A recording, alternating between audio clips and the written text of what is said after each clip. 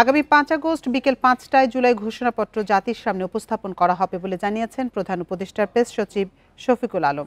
দুপুরে এক ফেসবুক পোস্টে তিনি জানান, জুলাই ঘোষণাপত্রের খসড়া চূড়ান্ত করেছে অন্তর্বর্তী সরকার। সব পক্ষের উপস্থিতিতে জুলাই ঘোষণাপত্র জাতির সামনে উপস্থাপন করা হবে। এ বিষয়ে শিগগিরই বিস্তারিত জানানো হবে। জুলাই অভ্যুত্থানের বর্ষপূর্তি সামনে রেখে সম্প্রতি জুলাই ঘোষণাপত্রের চূড়ান্ত খসড়া বিএনপি, জামায়াতে ইসলামী, এনসিপি সহ বিভিন্ন দলকে পাঠায় অন্তর্বর্তী সরকার। ঘোষণাপত্রের খসড়ায় 26টি দফা রয়েছে। প্রথম 21 দফায় মহান মুক্তিযুদ্ধ সহ বাংলাদেশের মানুষের অতীতের বিভিন্ন রাজনৈতিক, ঐতিহাসিক ও গণতান্ত্রিক সংগ্রাম থেকে শুরু করে জুলাই অভ্যুত্থানের প্রেক্ষাপট বর্ণনা করা হয়েছে। বান্ডেল থাকলে প্রতি সেনমানিতে টাকা বাঁচবে। বিকাশ সেনমানি বান্ডেল কিনে জিতুন প্রতি লেনদেনে। আর পরের 5টি দফায় রাষ্ট্রের গণতান্ত্রিক সংস্কারের আকাঙ্ক্ষা, আওয়ামী লীগ শাসনামলে গুম, খুন, গণহত্যার ঘটনা ও গণতান্ত্রিক রাষ্ট্র ব্যবস্থা প্রতিষ্ঠার কথা বলা হয়েছে।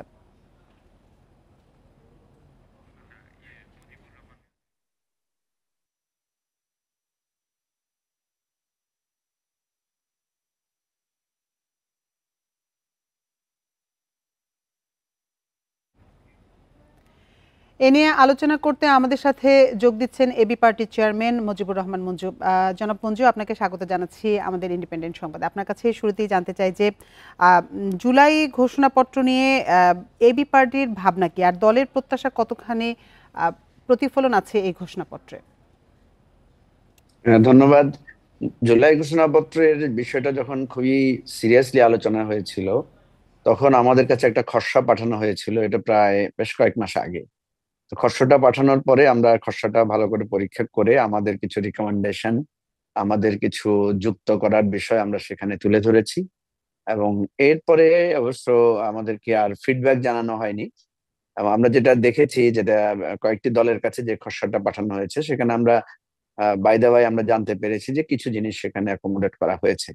আমাদের যেই প্রত্যাশাটা ছিল অ্যাকচুয়ালি জুলাই ঘোষণাপত্রে, যে কেন এরকম একটা গণ অভ্যুত্থান অনিবার্য হয়ে পড়েছিল, এবং আমরা চেয়েছিলাম যে আমাদের যে মুক্তির আন্দোলন, যেটা ব্রিটিশ বিরোধী আন্দোলন থেকে শুরু হয়ে ধারাবাহিকতায় আজকের এই জুলাই অভ্যুত্থান পর্যন্ত পৌঁছেছে, এটার একটা ধারাবাহিকতা আমাদের এই জুলাই ঘোষণাপত্রে থাকা উচিত। এর বাইরে আমাদের যে সমস্ত শ্রেণী পেশা এবং রাজনৈতিক দলের নেতারা এখানে অংশগ্রহণ করেছেন, আরেকটা বিষয় যেটা আছে সেটা হচ্ছে যে আপনার আমাদের সেনাবাহিনীর অবসরপ্রাপ্ত অফিসার এবং কর্মকর্তা বা সৈনিকদের আমাদের জুলাই আন্দোলনের শেষ মুহূর্তে একটা অবদান ছিল, যেটার মাধ্যমে যেটা সেনাবাহিনী লাস্ট মুহূর্তে এসে আমাদের যে এই যে জুলাই গণ অভ্যুত্থানের প্রতি যে তারা তাদের সমর্থন জানিয়েছে, সেটার একটা বিরাট অবদান ছিল। সেই জিনিসটা আমরা উল্লেখ করার ব্যাপারটা আমরা জানিয়েছিলাম।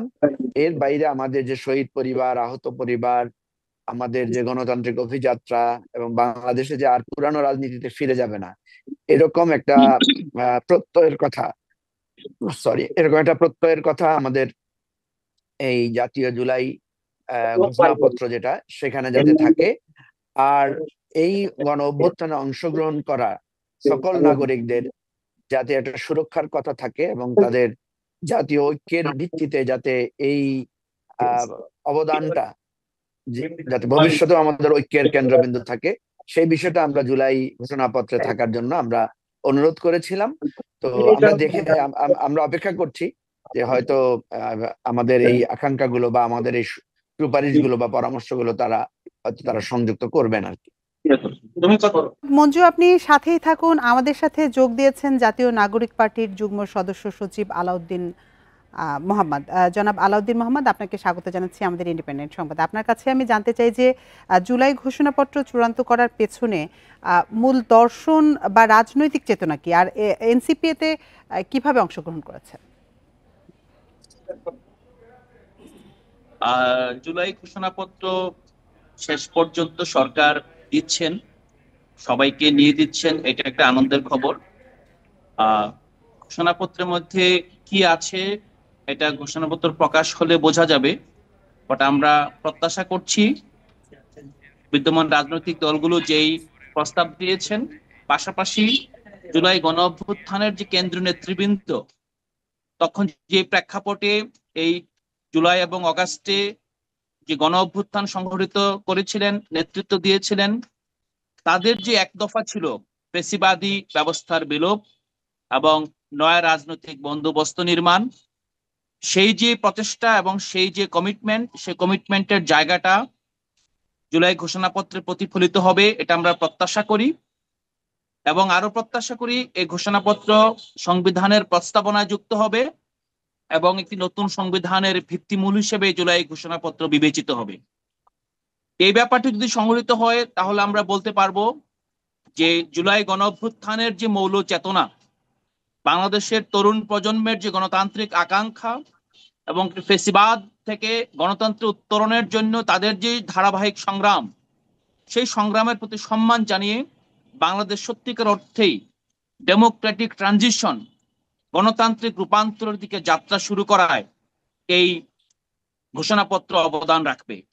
এই ঘোষণাপত্র কেবল একটি দলিল হবে এটাই নয়, বরং এই ঘোষণাপত্র আগামীর বাংলাদেশের পরিচালনার ভিত্তি হোক, সেটাই আমাদের প্রত্যাশা। জি, আপনি সাথে থাকবেন। আমরা আবারও একটু যেতে চাই এবি পার্টির চেয়ারম্যান মুজিবুর রহমান মঞ্জু, আপনার কাছে জানতে চাই যে রাষ্ট্র কাঠামো পরিবর্তনে জুলাই ঘোষণাপত্র কতখানি ভূমিকা রাখবে বলে আপনি মনে করছেন? রাষ্ট্র কাঠামো এবং সাংবিধানিক যে ফ্রেমওয়ার্কের কাজ, সেটা কিন্তু আমরা জুলাই সনদের মাধ্যমে দিয়ে করছি। তো এটারও কিছুটা মানে কমিউনিকেশন বা এটার মধ্যে একটা অন্তঃসংযোগ থাকবে, এতে কোনো সন্দেহ নাই। আমরা যেটা চাচ্ছি যে জুলাই ঘোষণাপত্রটা শুধু একটা কাগজে, যেটা আলাউদ্দিন একটু আগে বলেছে, যেটা শুধু একটা দলিল আকারে থাকবে না। এটা আমরা যাতে আমাদের অনুপ্রেরণার উৎস এবং আগামী দিনের রাষ্ট্র পরিচালনার আমাদেরকে যাতে এটা একটা গাইডলাইন হিসেবে কাজ করে। কারণ আপনি দেখেছেন যে এখানে আমরা একটা অন্যায়ের বিরুদ্ধে লড়াই করেছি, অগণতান্ত্রিকতার বিরুদ্ধে, ফ্যাসিবাদের বিরুদ্ধে, গুম খুনের বিরুদ্ধে, আমাদের বাক স্বাধীনতা রুদ্ধ করার বিরুদ্ধে, আমাদের যেই গণমাধ্যমের স্বাধীনতা হরণ করা হয়েছিল সেটার বিরুদ্ধে। সর্বোপরি একটা আমাদের মুক্তিযুদ্ধের যে আকাঙ্ক্ষা ছিল সাম্য, মানবিক মর্যাদা এবং সামাজিক সুবিচারের ভিত্তিতে একটা গণতান্ত্রিক কল্যাণমূলক রাষ্ট্র আমরা পাবো। সুতরাং আগামী দিনেও এই জুলাই ঘোষণাপত্র যাতে আমাদের এই এই এই অঙ্গীকারটা যাতে আমাদেরকে গাইড করে যে আমরা কিন্তু জুলাইতে রক্ত দিয়েছিলাম এই জন্য, এটা যাতে কেউ ভুলে না যায়। এবং যেটা আমরা বারবার রেফার করতে পারবো, বলতে পারবো যে আপনারা যারা জুলাই গণ অভ্যুত্থানের মধ্য দিয়ে গণতান্ত্রিক অভিযাত্রার আজকে সুফল ভোগ করছেন, তারা কিন্তু আমাদের সেই অঙ্গীকার থেকে, আমাদের সেই ঘোষণাপত্র থেকে আপনারা সরে যাচ্ছেন। এটা যাতে আমাদের প্রতিনিয়ত পথ দেখায়। এবং এই আমরা যদি কখনো কোনো কারণে আমাদের ঐক্য নষ্ট হওয়ার বা আবার ফেসিবাদ কোনো না কোনো ভাবে এখানে মানে ব্যবস্থা এখানে উকি দেওয়ার সুযোগ খোঁজে, তখন যাতে আমাদের এই জুলাই ঘোষণাপত্রটা যাতে আমাদের ঐক্যের মেলবন্ধন হয়, এখানে যাতে কেউ বাদ না যায়, এখানে যাতে কারো অবদান ছোট হয়ে না যায়। আপনি জানেন যে এখানে ছাত্রছাত্রীরা অবদান রেখেছে, কৃষক শ্রমিক মেহনতি জনতা অবদান রেখেছে, আমাদের মায়েরা অবদান রেখেছে, আমাদের বোনেরা অবদান রেখেছে, আমাদের যেই শহর কেন্দ্রিক যে সিকিউরিটি গার্ডরা আমাদের বাড়িঘর পাহারা দেন, তারাও কিন্তু আমাদের আন্দোলনরত ছাত্রছাত্রীদেরকে সেভ করেছে আওয়ামী ছাত্রলীগ এবং পুলিশের অত্যাচার থেকে, র্যাবের অত্যাচার থেকে। সুতরাং আমরা এমন একটা ঘোষণাপত্র চাই যে ঘোষণাপত্রটা সবাই ওন করবে এবং সবাই এটাকে ধারণ করবে।